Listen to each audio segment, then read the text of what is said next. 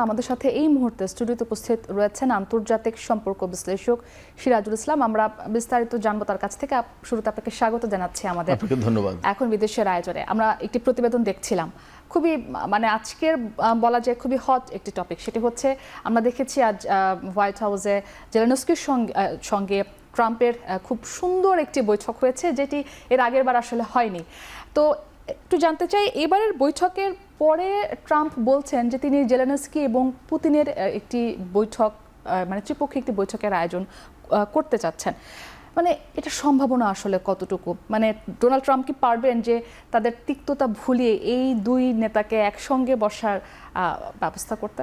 অনেক ধন্যবাদ আপনাকে, ধন্যবাদ এখন টেলিভিশনের সমস্ত দর্শক শ্রোতা সবাইকে।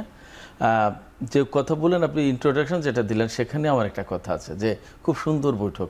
আসলে সুন্দর বৈঠক হয়েছে কিনা সেটা তো আমরা যা দেখি, ভেতরের অবস্থা কি সেটা একটা প্রশ্ন। এখানে এই আলোচনার আগে সর্বপ্রথমে যে বিষয়টা মাথায় রাখতে হবে সেটা হচ্ছে যে ডোনাল্ড ট্রাম্পের একটা নোবেল প্রয়োজন, নোবেল পুরস্কার প্রয়োজন, শান্তিতেও তা আবার। তো সেইটা মাথায় রেখে এখন দুনিয়ার সমস্ত সব কিছু তিনি পরিচালনা করার চেষ্টা করছেন। এবং তিনি মনে করেন, ডোনাল্ড ট্রাম্প স্বপ্নে দেখেন দিনের বেলায়, রাতের বেলায় আমার মনে সবসময় স্বপ্ন দেখেন যে তিনি বিশ্বের একমাত্র শান্তিদাতা, শান্তি আনতে পারেন, শান্তির বার্তাবাহক, শান্তির কর্তা ব্যক্তি, যাই বলেন না কারণ তিনি এই সমস্ত সব কিছু মাথায় রেখে তিনি যা বলেন করেন, সব কিছুই এইভাবেই করেন। কিন্তু বাস্তবতা ভিন্ন। বাস্তবতা হচ্ছে কি, দেখেন এই ইউক্রেনের প্রেসিডেন্ট জেলেনস্কিকে কিছুদিন আগে ডোনাল্ড ট্রাম্পের সাথে বৈঠকে ডোনাল্ড ট্রাম্প তাকে বের করে দিয়েছিলেন অত্যন্ত অপমানজনকভাবে। এবং সেখানে একজন সাংবাদিক তিনি কেন স্যুট পরে আসেনি সেটা নিয়ে কটাক্ষ করেছিলেন। এবং আজকে স্যুট পরে যাওয়ার কারণে তাকে প্রশংসা করা হচ্ছে, সেটা ভিন্ন জিনিস। তবে এটা ভিন্ন জিনিস হলেও এখানেও কিন্তু অনেক কিছু আছে লুকিয়ে, এর ভেতরে অনেক কিছু থাকে। তাদের আচরণ, তাদের দৃষ্টিভঙ্গি এবং মানুষকে ছোট করে দেখা, বড় করে দেখা, উঁচু নিচু, ধনী গরিব, বর্ণ, অর্থাৎ কৃষ্ণাঙ্গ শ্বেতাঙ্গ, অনেক কিছু এদের দৃষ্টিভঙ্গির ভেতর দিয়ে প্রতিফলিত হয়। তো এই যে জেলেনস্কিকে বের করে দিয়েছিলেন, তারপরে আজকে আবার বৈঠকে বসে সেখানে প্রশংসা করছেন, সুন্দর বৈঠক বলছেন তিনি। কথায় কথায় তো very beautiful, great, very good ইত্যাদি ইত্যাদি বলতেই থাকেন, থ্যাংক ইউ বলতেই থাকেন। এই বৈঠকে মনে হয় কয় মিনিটে 7 বার না 8 বার যেন থ্যাঙ্কস বলেছেন জেলেনস্কিকে। এগুলো হচ্ছে আমার কাছে মনে হয় যে ছেলে ভোলানোর একটা চেষ্টা। জেলেনস্কিকে যেমন খুশি তেমন ভাবে জেলেনস্কিকে নিয়ে খেলার চেষ্টা করছেন ডোনাল্ড ট্রাম্প। তার মূল লক্ষ্য যে তিনি সারা বিশ্বকে দেখাতে চান, ডোনাল্ড ট্রাম্প সারা বিশ্বকে দেখাতে চান যে বিশ্বের সমস্ত নেতা, সব দেশের প্রেসিডেন্ট, প্রধানমন্ত্রী তার কাছে ছুটে যান, তার কাছে সলিউশন চান, মধ্যস্থতা করতে পারেন। শুধু তাই না, তিনি শান্তি প্রতিষ্ঠা করে দিচ্ছেন। এইরকম একটা ফিলিংস, এইরকম একটা আবহ তৈরি করে দিতে চান। এটা তারই চেষ্টা, তারই একটা উপস্থাপনা, মঞ্চায়ন। কিন্তু প্রকৃতপক্ষে এত সহজে ইউক্রেন এবং রাশিয়ার মধ্যকার এই যুদ্ধ থেমে যাবে এবং শান্তি প্রতিষ্ঠা হবে, এটা ভাবার কোনো কারণে। আপনার মূল প্রশ্নের যে একদম সরাসরি জবাব হচ্ছে এই যে জেলেনস্কি এবং পুতিনের ভেতরে বৈঠক করাতে গেলে শুধু ট্রাম্পের প্রচেষ্টাই কিন্তু শেষ কথা না। এখানে অনেক প্লেয়ার আছে, ইন্টারন্যাশনাল অনেক প্লেয়ার আছে, চীনের ব্যাপার আছে, জিওপলিটিক্যাল পরিস্থিতি পুতিনকে মাথায় রাখতে হবে, ইউরোপীয় ইউনিয়নের একটা দৃষ্টিভঙ্গি অবস্থান আছে। আবার যেহেতু অনেকগুলো পক্ষ ইউরোপের ভেতরে কিন্তু প্রতিদ্বন্দ্বিতা আছে, ব্রিটেন, ফ্রান্স, জার্মানি, তারা প্রত্যেকেই এক একজন এক এক রকমের শক্তিশালী। সেই জায়গা থেকে কে কার কতটুকু অবস্থান দেবে, কে কতটুকু অবস্থান রাখবে, অনেক হিসাব নিকাশ, সব কিছু মিলে আমরা যেভাবে দেখছি যে পুতিন এবং জেলেনস্কির ভেতরে একটা বৈঠক অনুষ্ঠানের আয়োজন তিনি করতে যাচ্ছেন। এটা একদম এত সহজ হবে না, এটা হলো প্রথম। যদি বৈঠক হয়ও, তার মানে এই হবে না যে সেই বৈঠকের ভেতর দিয়ে কোনো যুদ্ধের সমাপ্তি হচ্ছে, এমনটা ভাবার কোনো আপাতত কারণ আমি দেখছি না। তাহলে বৈঠকটি যদি যুদ্ধ বন্ধের কারণ নাই হয়ে থাকে, তাহলে আসলে কিভাবে শান্তি প্রতিষ্ঠা হবে? ডোনাল্ড ট্রাম্প বলছেন যে শান্তি প্রতিষ্ঠা হবে কারণ বৈঠক হলেই, তাহলে যুদ্ধটা যদি বন্ধ না হয় তাহলে সেটাই তো প্রশ্ন।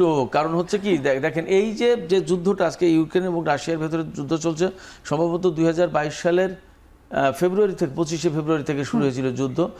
তাহলে আজকে 3-4 বছর হয়ে যাচ্ছে সেই যুদ্ধের ডিউরেশনটা।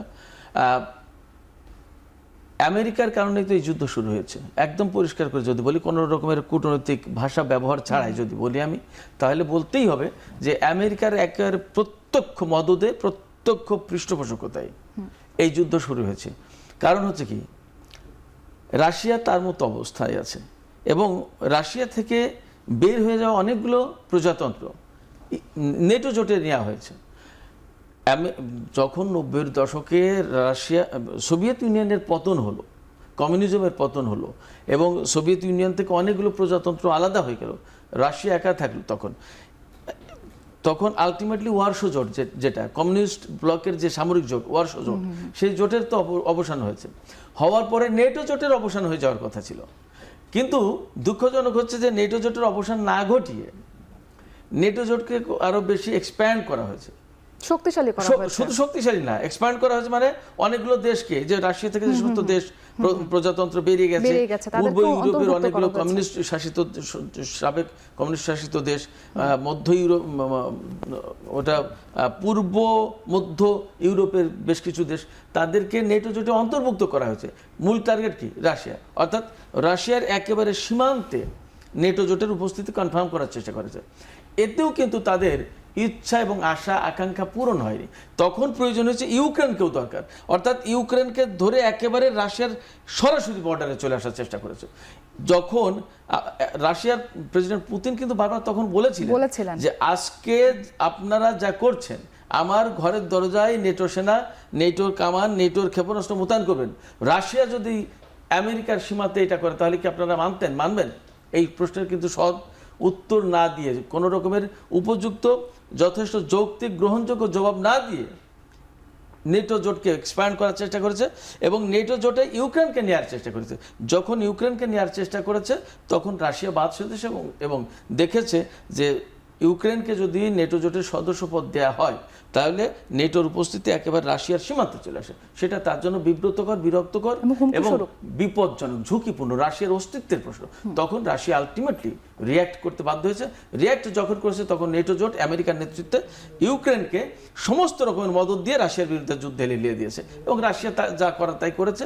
এখন আলটিমেটলি খেসারত দিতে হয়েছে ইউক্রেনের মানুষকে, ইউক্রেনের সরকারকে, ইউক্রেনের জনগণকে, ইউক্রেনের সেনাবাহিনীকে। বিশ্বের অর্থনীতি মারাত্মকভাবে ক্ষতিগ্রস্ত। আপনি জানেন আমাদের বাংলাদেশের যে বিস্কিটের প্যাকেট 5 টাকা ছিল এবং তাতে যে পরিমাণ পাওয়া যেত, ইউক্রেনের যুদ্ধ শুরুর পরে সেই 5 টাকার বিস্কিটের সাইজ গেছে ছোট হয়ে এখন দাম কমলেও দাম 10 টাকা ডাবল হয়েছে।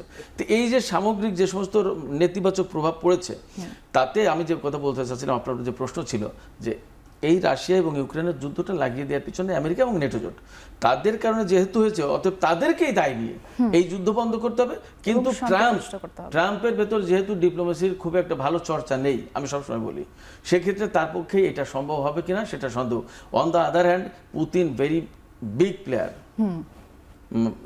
ইন্টারন্যাশনাল রিলেশনসে, ইন্টারন্যাশনাল অ্যারেনাতে Putin is a very big player, এটা মাথায় রাখতে হবে। সেক্ষেত্রে ডোনাল্ড ট্রাম্প যা চাইছেন, যেভাবে চাইছেন, যখন চাইছেন সেইভাবে তখন এবং তা হবে না, এটা মাথায় রাখতে হবে। মাথায় রেখে যদি নেটো জোট আগায় তাহলে মেবি একটা বৈঠক হতে পারে, কিন্তু সেই বৈঠকে যুদ্ধ বন্ধের কোনো ঘোষণা আসবে, আই ডোন্ট বিলিভ দ্যাট।